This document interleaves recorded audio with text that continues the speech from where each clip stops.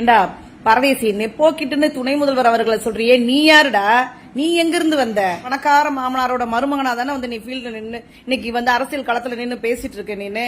அடே பரதேசி, 41 பேர் செத்து போனது உங்க கூட்டத்துக்கு வந்து உன் தலைவனை பார்க்க வந்து அதனால இடிபாடுகளை சிக்கி நசுங்கி செத்து போனாங்கடா.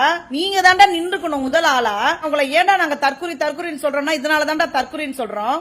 செஞ்ச தப்பெல்லாம் நீங்க செஞ்சுட்டு 41 மரணங்களுக்கு காரணகர்த்தாவான கொலைகாரர்களாக நீங்க இருந்துட்டு நீங்க தப்பிச்சோம் பொழைச்சோன்னு ஓடி போயிட்டு உன் தலைவன் ஓடி போய் பனையூர்ல பதுங்கிட்டான், நீ ஓடி போய் எங்கே உத்தரகாண்ட் ஜார்க்கண்ட்ல போய் நீ பதுங்கிட்ட. 30 நாள் கழிச்சு எவனோ வர சொல்லி இருக்கிறான், வந்திருக்கிறானுங்க. மைக்க புடிச்சிட்டு பேசி கொஞ்சம் கூட வெக்கமான ரோஷம் சூடு சொரண அறிவு சுயபுத்தி மனிதாபிமானம் மனசாட்சி எதுவுமே இல்லாம ஒரு மனுஷனா உன்னையெல்லாம் எவன்டா பெத்து வளர்த்தாங்க? ஆதவ அர்ஜுனா கம்னாட்டி யாருடா கொலைகளுக்கு காரணம்? யாருடா கூட இருந்திருக்கணும்? அரசாங்கம், முதலமைச்சர், துணை முதலமைச்சர், அமைச்சர்கள் எல்லாரும் நின்னாங்க, அது அவர்கள் கடமை.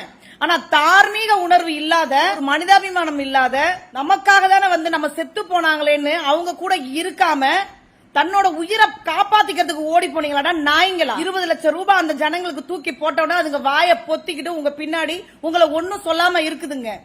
அப்படி இல்லனா உங்களை அந்த 41 குடும்பமும் அடிச்சே கொண்டிருப்பாங்க இந்நேரம். இதுல இருந்தெல்லாம் காப்பாத்தி உங்களை வந்து நல்ல பேர் வாங்க வச்சாரு தமிழ்நாட்டின் முதலமைச்சர்.